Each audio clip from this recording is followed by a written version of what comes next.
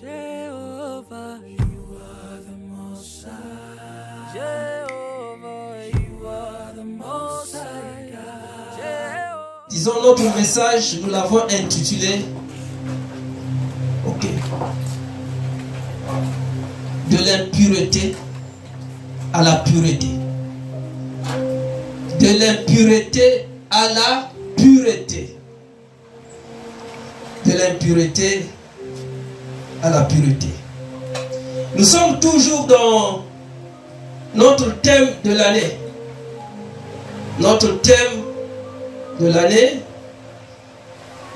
vous savez que nous parlons des œuvres, des désirs et des œuvres de la chair. Comment les combattre?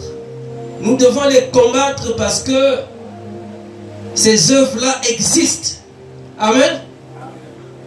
Nous ne parlons pas aux hommes du monde, mais nous parlons à ceux qui viennent à l'église. Amen. Les œuvres de la chair existent. Est-ce que quelqu'un me comprend? Les œuvres de la chair existent. Et la Bible, elle a été écrite pour nous. Amen. La Bible a été écrite pour nous. Alors je m'étais amusé comme ça à dire, bon, alors, pendant que nous examinons ce texte-là, disons, ce thème de l'année, est-il possible de créer un thème pour chaque œuvre de la chair? Je dis oui. Amen. Nous pouvons rester 1 mois, 2 mois en train de parler des œuvres de la chair. Et nous ne sommes qu'à la deuxième œuvre, l'impureté. C'est pour ça que nous avons dit de l'impureté à la pureté. Est-ce que quelqu'un me comprend? Alors je voulais faire une expérience avec vous. Une expérience. Alors si je demandais qu'on me donne les 2 bouteilles d'eau là, il y en a qui risquent d'avoir peur. Je peux même prendre une bouteille d'eau. Ça tu as déjà bu, non? Bon. Une bouteille d'eau qu'on n'a pas encore bu. Nous allons parler de l'impureté et de la pureté. Donnez-moi les 2 bouteilles d'eau là.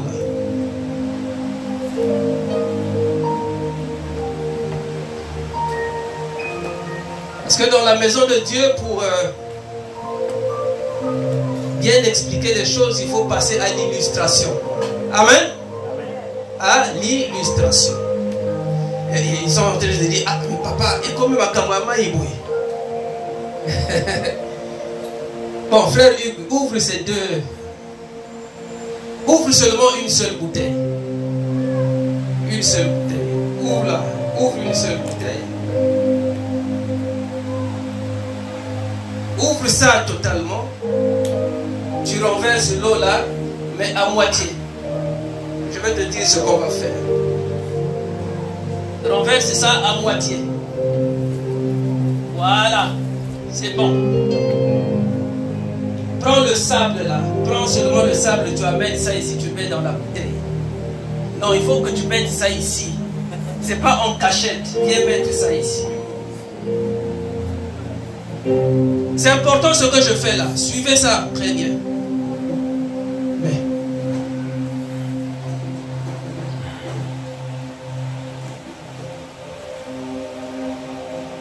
on va refermer. Même si je suis en blanc, c'est pas grave.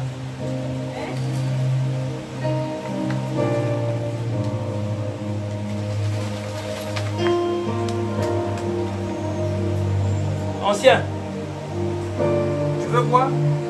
Puisque tu as une bouteille, tu as besoin d'eau. Bon.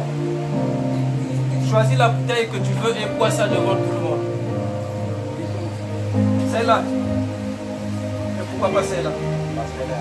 Elle est impure. Qui d'autre?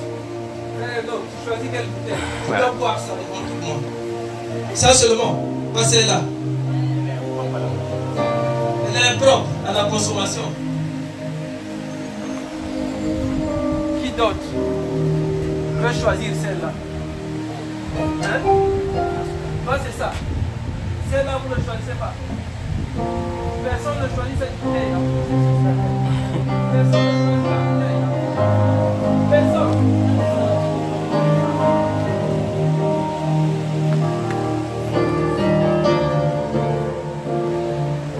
Personne n'a choisi cette bouteille-là.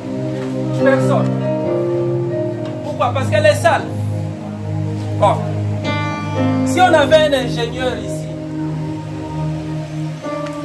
ou un laborantin, il pouvait dire non, moi je prends la bouteille là, parce que c'est possible que cette bouteille là devienne comme celle-là. Que cette eau là, qui est ici là, devienne comme celle qui est là. Est-ce que vous le savez? Amen. Non. Vous ne croyez pas. Vous n'avez rien compris. Vous n'avez rien compris. D'accord. Vous n'avez rien compris. D'accord. On est à l'église, hein? On est dans la maison du Seigneur. On est dans la maison du Seigneur. Alors j'avais une deuxième illustration. Je vais la faire prochainement. Vous avez vu, j'ai mis le sable là. On l'a mis là dedans devant tout le monde. Amen. Et personne ne m'a dit non. On peut prendre ça. Personne. Tous vous avez choisi ça. Luc 17. De l'impureté à la pureté. Luc 17.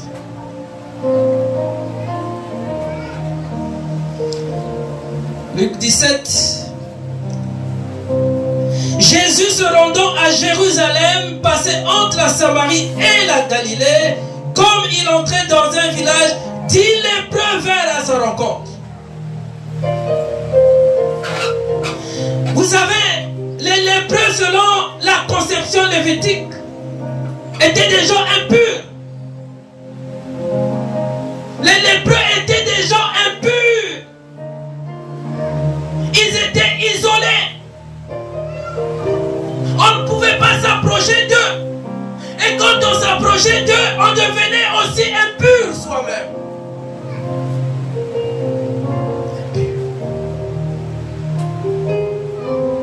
Jésus passait.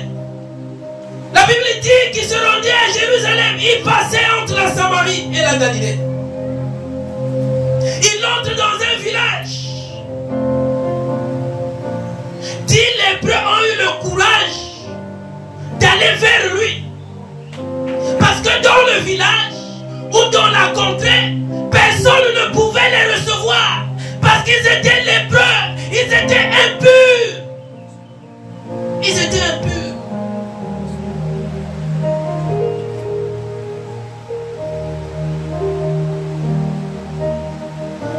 Je ne sais pas combien de personnes as-tu déjà rejetées dans ta vie. Parce que quand tu les vois, tu te dis, ah,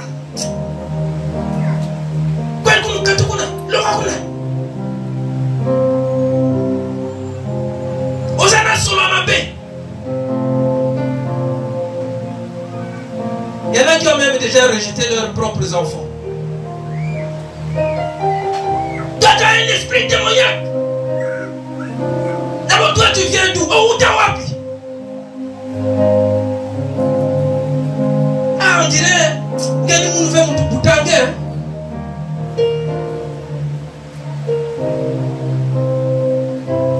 dans le village,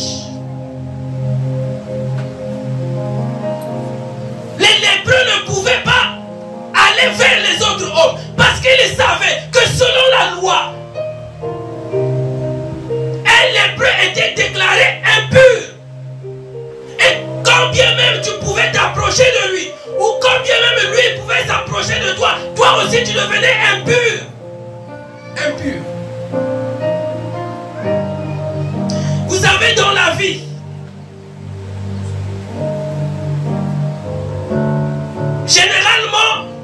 on passe de l'impureté à la pureté. Depuis notre naissance, même quand nous sommes nés, ce jour-là, nous ne sentons pas bon. Est-ce que quelqu'un me suit?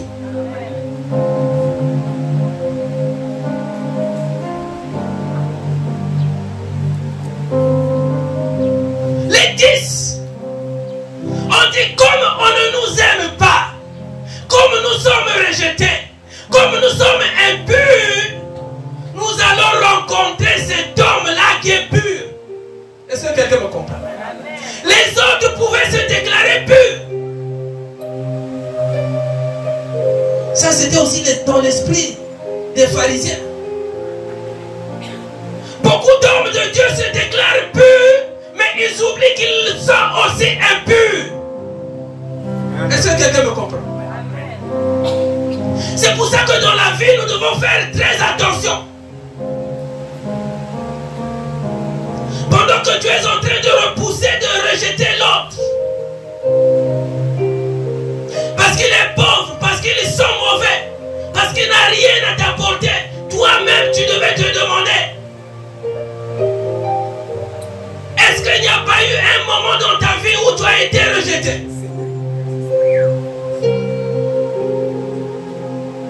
Mais depuis que tu es devenu comme ça, les choses ont changé et tu as même oublié que toi aussi tu étais comme ça.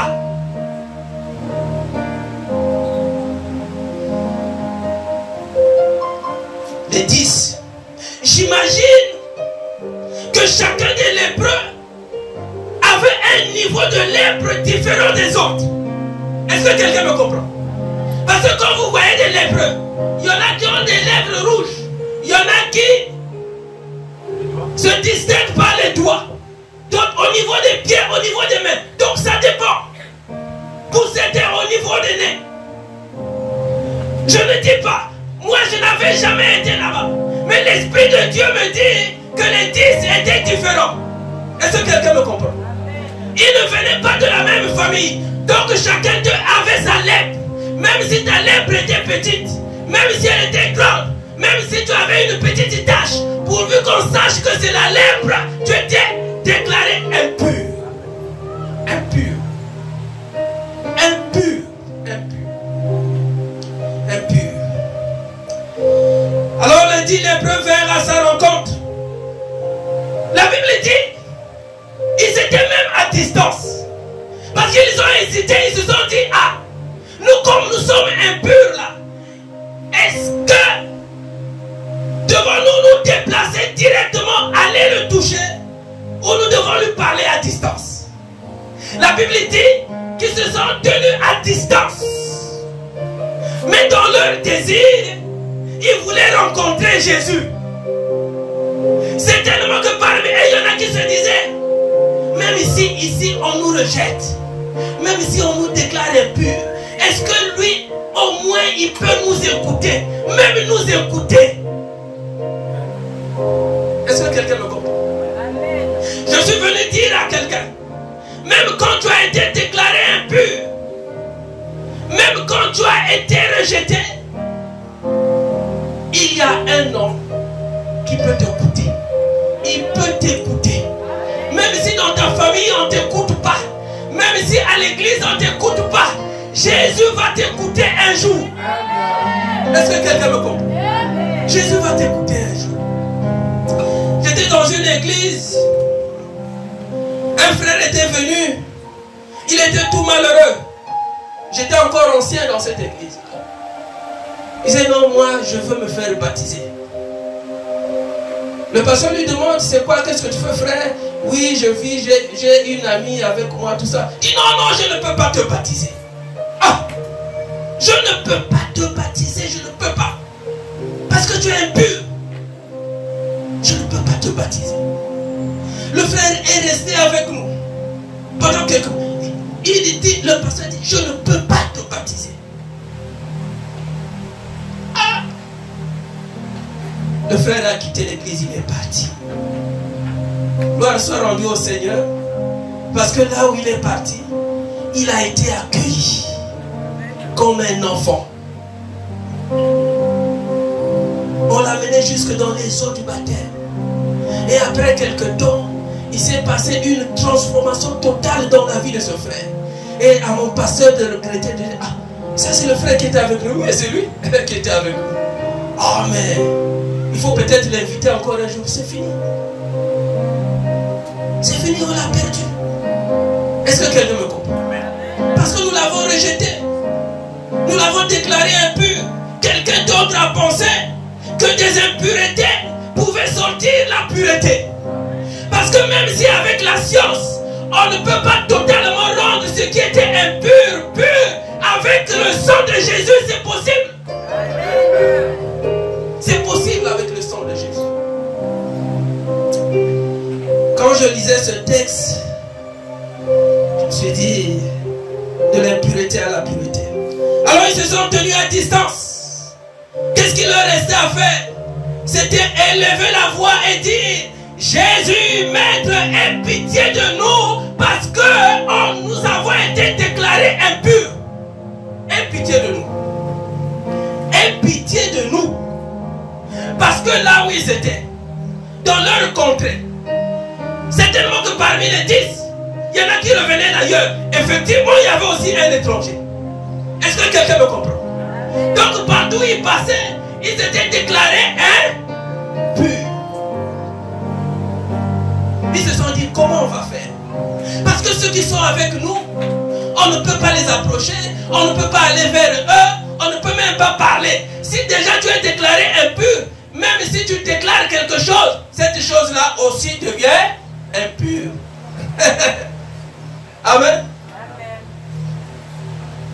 Impur. C'est pour ça que dans l'Ancien Testament, dans l'Ancienne Alliance, toute femme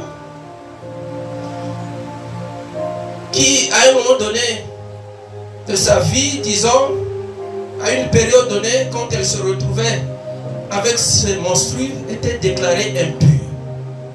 Bon, je me suis posé une question. Et si jusqu'à présent tu le crois,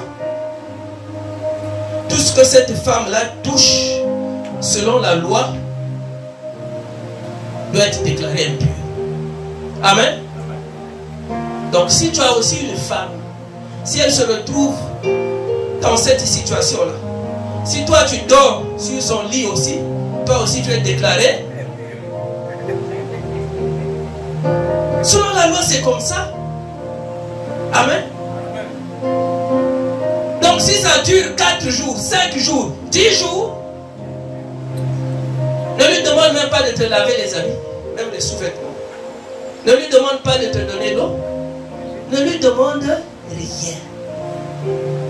Parce que selon la loi, elle est déclarée impure. Impure. Impure. Alors donc pendant les 5, les 10 jours là, toi-même fais la corvée, fais tout. Amen. Choisis-toi aussi ton propre lit. Parce qu'elle est déclarée impure. Elle est déclarée impure. Donc même si elle t'apporte quelque chose là, même si elle a amené un yaourt, un jus, ne bois pas, ne prends pas. Elle est déclarée impure.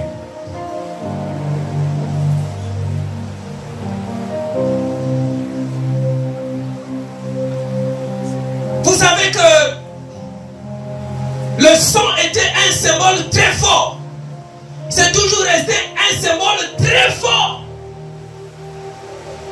C'est pour ça qu'à la croix,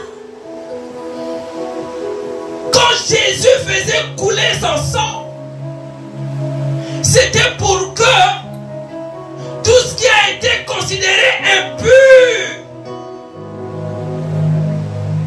que ce soit les animaux, que ce soit les choses, tout ce qui pouvait être considéré impur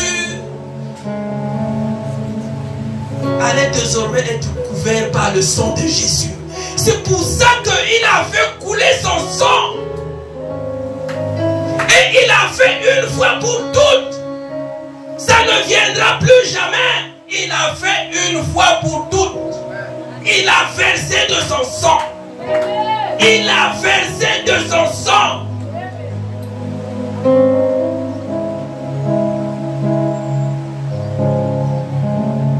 Il est venu sur terre.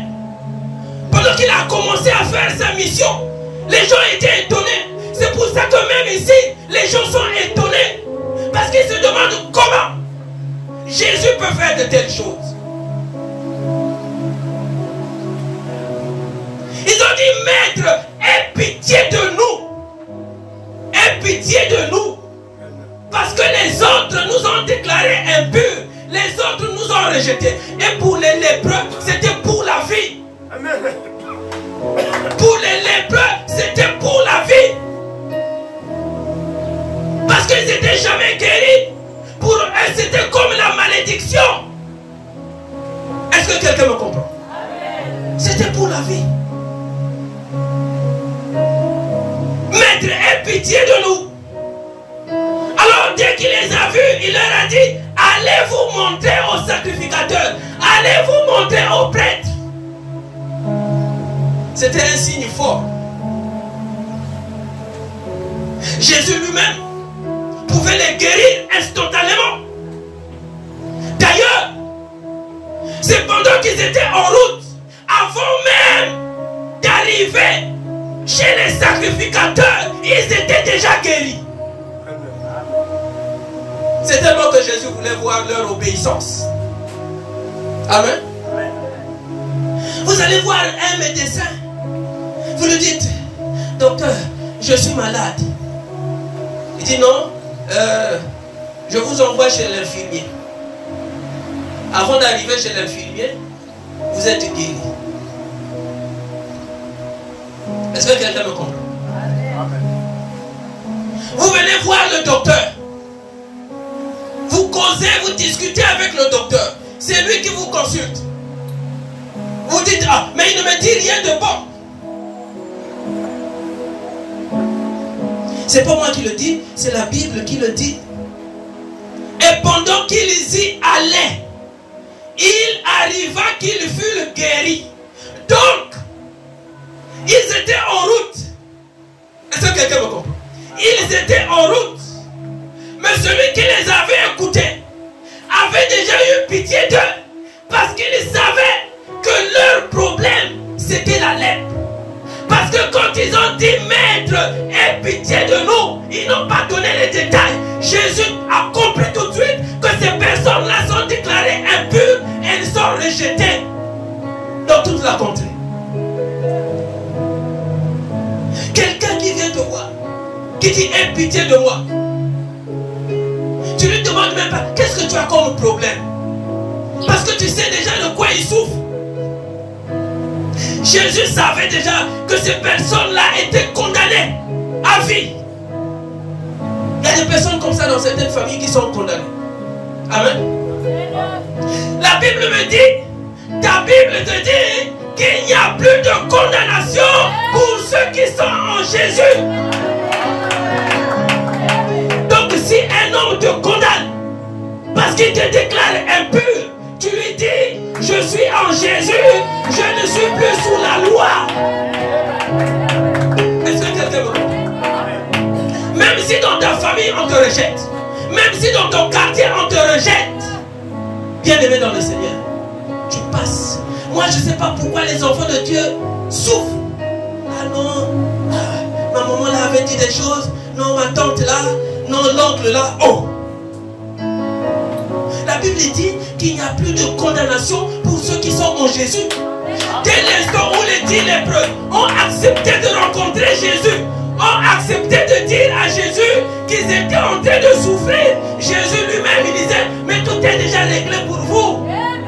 Tout ce que vous avez à faire, parce que les sacrificateurs n'avaient pas prié pour eux, ils n'étaient même pas encore arrivés chez les sacrificateurs. Est-ce que quelqu'un me comprend? La Bible dit, pendant qu'ils y allaient. Est-ce qu'on lit la même Bible? Amen.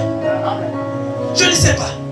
Peut-être que ça a commencé par un, par deux, mais tous, ils furent guéris. Tous, ils furent guéris. Tous, tous, me dit la Bible. Tous, parce que tous, d'un seul cœur, d'une seule et même voix, avaient dit maître. Ils n'ont pas seulement dit Jésus, mais ils ont dit maître. Parce qu'ils savaient que Jésus était le maître. Maître, aie pitié de nous. Aie pitié de nous. Il n'y a pas qu'un seul lépreux qui avait parlé. Tous ils ont crié. Maître, aie pitié de nous. Aie pitié de nous.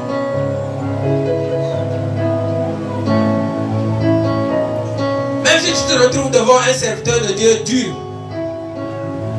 si lui il ne veut pas t'écouter, tu pars. Est-ce que quelqu'un me comprend? Et si toi tu ne m'écoutes pas, Jésus va m'écouter. Amen. Même si je suis sale, Jésus va m'écouter. Même si je suis impur, Jésus va m'écouter. Vous savez, il y a des églises où les pasteurs choisissent même les gens à rencontrer. Amen. Je sors d'une église, quand on faisait les visites, le pasteur, comme pour tester notre foi, notre maturité spirituelle, et même aussi notre ministère, quand il faisait la répartition des âmes à visiter, il pouvait t'envoyer là où, même pour y arriver, c'est difficile. Quand tu vas là, tu n'as rien à recevoir, sinon qu'à donner. Quand tu vas là, tu vas trouver quelqu'un qui a une plaie puante. Tu rentres, parce que le pasteur le sait déjà. Mais il t'envoie quand même là-bas. C'est pas que lui, il ne veut pas aller, mais il veut voir jusqu'à quel niveau, jusqu'où tu peux arriver avec ta foi. Il t'envoie là-bas. Et toi-même, tu sais déjà, parce que tu sais, tu connais les personnes qui viennent à l'église. Amen. Il fait la liste. Surtout quand il voyageait là. Ancien, toi tu as telle personne à visiter. Et entre anciens, dès qu'on recevait les listes, là on regardait tout. On regardait. Les anciens chanceux, heureux, ceux qui étaient contents, là, ils voyaient sur la liste, là, sur sa liste, il y avait des gens bien de l'église. Et lui-même, il disait déjà, non, il y a un tel ancien qui va venir te visiter. C'est comme ça qu'il faisait. C'est comme ça. Parce qu'il se disait, ces gens-là, même si ils ont été déclarés impurs, même s'ils ont été rejetés, je sais que mon Seigneur va les recevoir. Mais Jésus ne va plus descendre en personne. Amen. Amen. Il ne va plus descendre en personne. Qu'on ne vous trompe pas. Amen. Il est venu, il a accompli sa mission sur cette terre. Il est reparti et il a demandé à ceux qui étaient là, ceux de ses siens, ses disciples, ses apôtres, d'attendre à Jérusalem ce qui leur avait été promis, ce que le Père avait promis, le Saint-Esprit. Parce qu'il leur a dit, je suis parti. Vous ne me verrez plus. Si c'est la galère, vous allez vivre la galère. Amen. Pendant que j'étais encore là, peut-être que c'était bien pour vous. Est-ce que quelqu'un me suit? Je pouvais dire à Judas, regarde un peu dans le sac là, il n'y a pas 1000 francs là. Je donnais. Ou pendant que je faisais le ministère, on pouvait nous donner du poisson. Comme dans mon ministère, il y avait des grands pêcheurs qui étaient connus. J'imagine que partout Jésus passait, le poisson ne manquait jamais. Est-ce que quelqu'un me comprend? Maintenant, vous devez rester. Vous devez travailler. Vous devez travailler. C'est difficile d'aller vers quelqu'un qui n'a rien. Mais ce n'est pas impossible. Et on devrait le faire. On devrait le faire. Parce que Jésus ne va plus descendre pour purifier quelqu'un. Non. C'est par nous qu'il va le faire. Parce que nous apportons la parole de Dieu. Nous apportons l'évangile. Ce n'est pas aux anges d'apporter l'évangile. Non.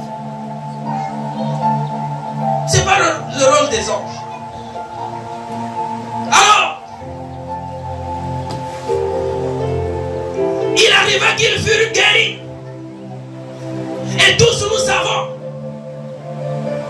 que des 10, il n'y a qu'un seul qui est allé dire merci au Seigneur. Les autres, j'ai été guéri. C'est comme ceux qui sont délivrés. On en a vu dans les églises. Quand c'était difficile pour la soeur, quand c'était difficile pour le frère. Non, pasteur, il faut venir à la maison. Non, il faut envoyer les anciens. Non, il faut faire ceci. Non, pasteur, moi ceci. Dès que ça a été réglé, bye oh. Mais ma soeur, mon frère, ne vous voit plus. Il dit, ah, mais pasteur, vous voyez la distance. Vous priez maintenant où? Il dit, ah, bon, je vais vous expliquer, je veux venir à l'église.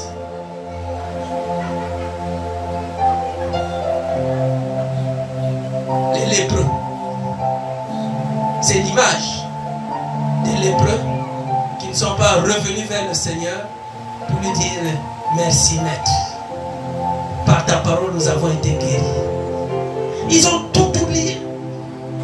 Et dans la vie, Dieu n'aime pas les ingrats. Est-ce que quelqu'un me comprend? Dieu n'aime pas les ingrats. Dieu n'aime pas les ingrats. C'est bien quand le pasteur apprend que tu es en train de travailler, d'œuvrer dans une église. Mais quand il apprend que tu n'œuvres plus, tu fais ce que tu veux. Dimanche, tu pries ici. Le dimanche prochain, tu vas prier dans une église. Et ainsi de suite. Ainsi de suite. Ainsi de suite.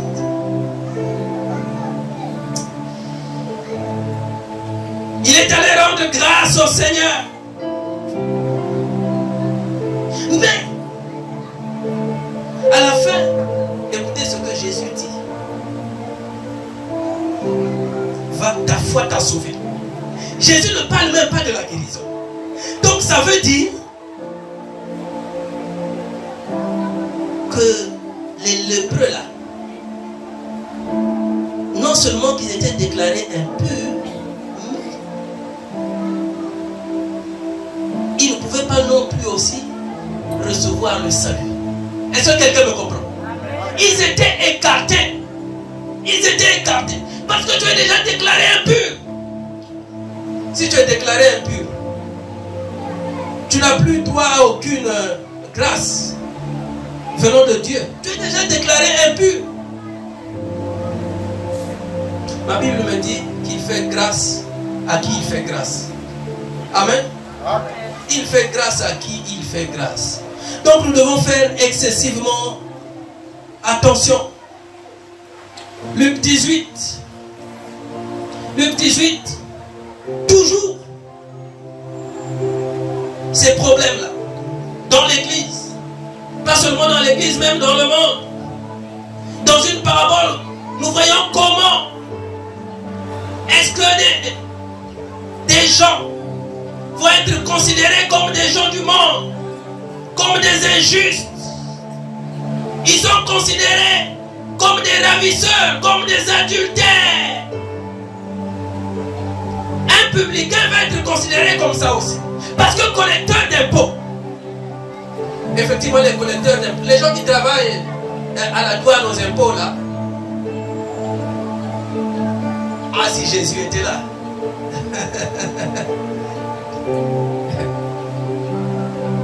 Il y a un frère qui nous disait, bon frère, vous qui travaillez à la douane aux impôts là, il ne faut pas venir témoigner. Il ne faut pas venir témoigner Dieu, parce que c'est compliqué avec vous. Mais non, on ne peut pas dire ça. Amen. On ne peut pas dire ça. Alors la Bible dit, dans une parabole, que deux hommes étaient montés au temple pour prier. L'un était pharisien et l'autre publicain. Le pharisien debout priait ainsi en lui-même. Vous savez, les pharisiens, c'est les gens quand ils prient, quand vous écoutez leur prière, vous dites, ah, c'est même ça. C'est même ça. Amen. C'est même ça. Alors, Il priait en disant à lui-même, oh Dieu, je te rends grâce de ce que je ne suis pas comme le reste des hommes. Donc le reste des hommes là, c'est des ravisseurs, c'est des adultères, c'est tout. Tout ce qui n'est pas bon là. Amen. Tout ce qui n'est pas bon. Seigneur, épargne-moi de ces choses, de considérer les autres qui sont en face de moi comme des gens de rien, comme des gens déclarés impurs.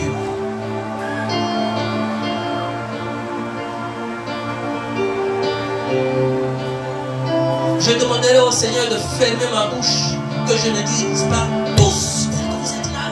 Vous êtes des impurs, vous êtes des impudiques, vous êtes des assassins, vous êtes des voleurs, et moi je ne suis pas là.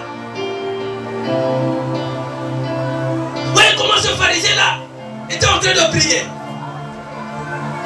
Il dit, Seigneur, je te rends grâce de ce que moi je ne suis pas comme les autres. Le reste des hommes. Parce que moi je suis bien. Eux c'est des ravisseurs, c'est des injustes, c'est des adultères. Parce qu'aussi je jeûne 2 fois. Vous savez les pharisiens, c'était des gens qui parlaient de tout.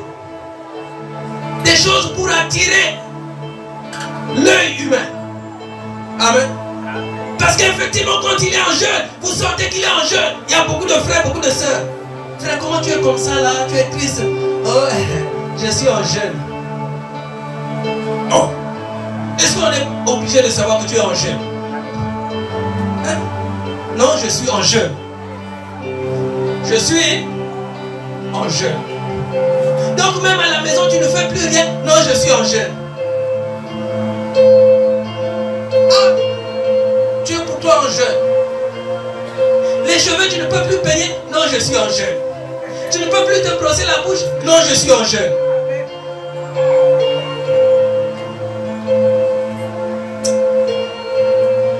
Je jeûne 2 fois par semaine. Je donne la dîme de tous mes revenus. Ah! Le publicain qui était là n'osait même pas lever les yeux. Parce qu'il se disait quelle honte.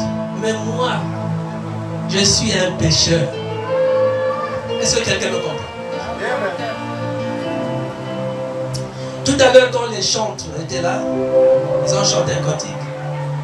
Purifie mon cœur. C'est bizarre, celui qui a chanté ça n'a pas dit purifie mon corps.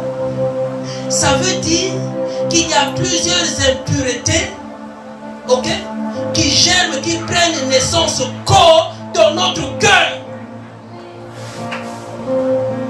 C'est pour ça qu'il dit purifie mon cœur.